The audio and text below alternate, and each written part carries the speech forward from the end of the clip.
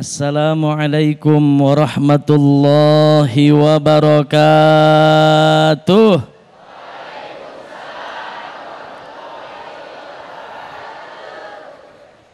Alhamdulillahilladzi anzalal Qur'an hudan linnasi wa bayyinatin minal huda wal furqan. Ashhadu an la ilaha illallah wa ashhadu anna sayyidana wa nabiyyana Muhammadan abduhu wa rasuluh. Allahumma salli ala sayyidina Muhammadin. Mentang-mentang lagi puasa, sholawatnya pada lemes. Ibu masih semangat? Bisa jawab sholawatnya dengan semangat dan kompak? Bisa? Bapak-bapaknya siap? Bisa? Allahumma salli ala sayyidina Muhammad wa ala ali Muhammad. Hadirin wal hadirat, pemirsa Damai Indonesiaku, pemirsa TV One dimanapun berada yang saya hormati, terkhusus guru kita, dai cinta dari Garut, Kiai Ujang, kita doakan semoga beliau selalu sehat panjang umur. Setiap penganut agama, Bu, mempunyai kitab suci, betul apa enggak? Orang Nasrani punya kitab namanya Injil. Orang Yahudi punya kitab yang dikatakan suci baginya, namanya Taurat apa Zabur. Setiap penganut agama mempunyai satu kitab yang dikatakan suci.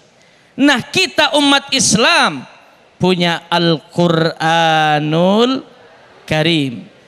17 Ramadan diturunkannya Al-Quran.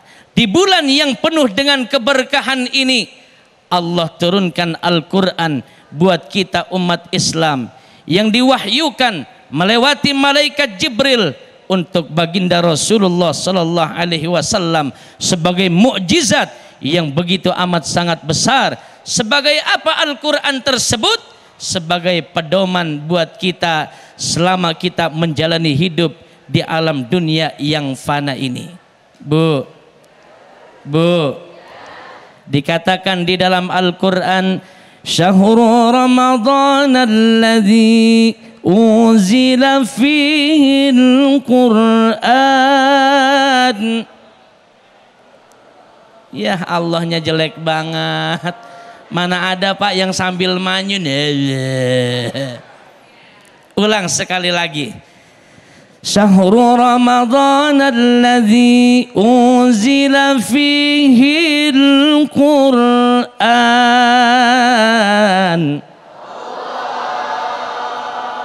hudan linnasi wa bayyinatin minal huda wal furqan. Bulan suci Ramadan diturunkannya Al-Quran sebagai hudan, sebagai petunjuk, pedoman buat kita umat Islam. Siapa yang mengikuti aturan ajaran yang ada di dalam Al-Quran, pasti dia akan selamat. Baik selamat dunia, baik juga nanti selamat di akhirat.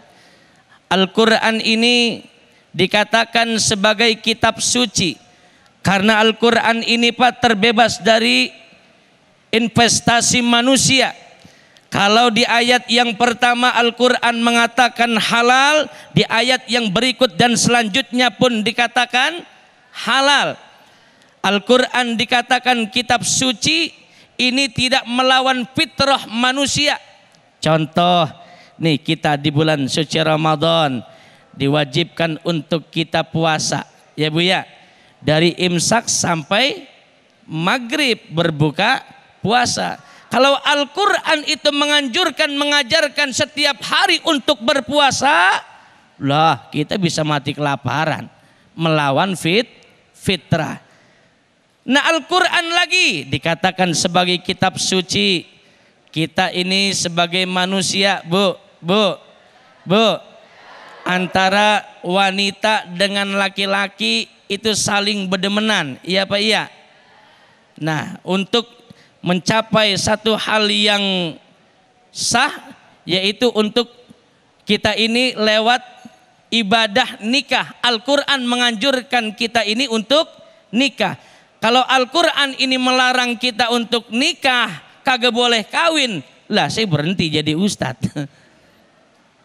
Al-Quran ini tidak melawan fitrah manusia, makanya Al-Quran itu disebut sebagai kitab suci. Siapa yang mengamalkan Al-Quran, yang mempelajari Al-Quran, hidupnya pasti bakalan selamat.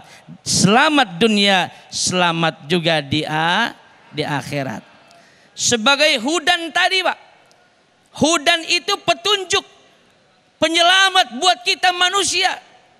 Orang yang gundah gulana ketika baca Al-Quran, terus lalu mengamalkan kandungan-kandungan isi yang ada di dalam kitab suci Al-Quran, insya Allah jadi nggak gundah, nggak galau lagi. Anak muda yang lagi patah hati, ada yang lagi galau di sini, ada yang baru diputusin, ada. Ketika galau, gundah, baca Al-Quran, hati tenang, petunjuk Allah turun. Karena memang cinta yang sejatinya bukan cinta kepada manusia, yaitu cinta kepada Rabbul Izzati, Allah Jalla Jalaluh. Betul? Siapa yang Al-Quran dikedepankannya, Al-Quran itu yang akan mendorong dia masuk ke dalam surga. Man ja'alal Qur'ana amamahu qadahu ilal jannah wa man ja'alal Qur'ana khalfahu saqahu ilan nar. Siapa orang yang dijadikan Al-Quran itu sebagai imamnya, sebagai pedomannya, maka Al-Quran itu nanti yang akan bisa mendorong masuk ke dalam surga. Dan barang siapa Al-Quran di belakanginya, maka Al-Quran itu sendiri nanti yang akan bisa membawa dia masuk ke dalam api neraka. Pertanyaannya, Pak, masih semangat? Emang kalau ngaji mah Bu nggak di mana-mana, resepan nama emak-emak nih. Emak-emak kalau digeroin sekali ngerti geroin. Kalau dipanggil sekali nyautnya kompak nih. Coba kita buktiin, Bu. Tuh, cakep. Saya mau tanya, boleh? Kalau ada imam dan ada makmum, kira-kira makmum yang ikut imam apa imam yang ikut makmum? Makmum yang ikut imam. Imam sujud, makmum sujud. Imam ruku, makmum juga. Begitupun Al-Quran, kalau kita jadikan imam, kalau Al-Quran mengatakan haram, kita pun katakan haram. Kalau Al-Quran mengatakan halal, kita pun harus mengatakan halal. Mudah-mudahan ada manfaatnya. Insya Allah berkah.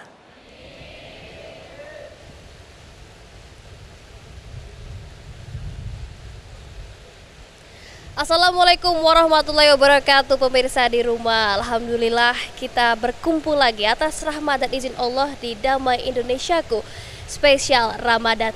Dan tentunya hari ini bertepatan dengan hari ke-17 Ramadan, di mana hari ini merupakan turunnya kitab suci Al-Quran untuk bagi umat muslim di seluruh dunia. Dan tentunya pemirsa, hari ini Damai Indonesiaku spesial Ramadan mengangkat tema hidup baik saja tidak cukup, harus benar sesuai Al-Quran. Dan tentunya tausiah akan disampaikan oleh Ustadz maupun guru-guru kita yang tercinta, yaitu ada Ustadz Zaki Mubarok yang tadi sudah menyampaikan tausiahnya. Dan nantinya untuk di segmen selanjutnya akan disampaikan oleh Ustadz Ujang Deden. Dan pemirsa, Damai Indonesiaku spesial Ramadan disiarkan langsung dari Menara Syariah, Jalan Pangeran Antasari, Pantai Indah, Kapuk 2, Tangerang, Banten.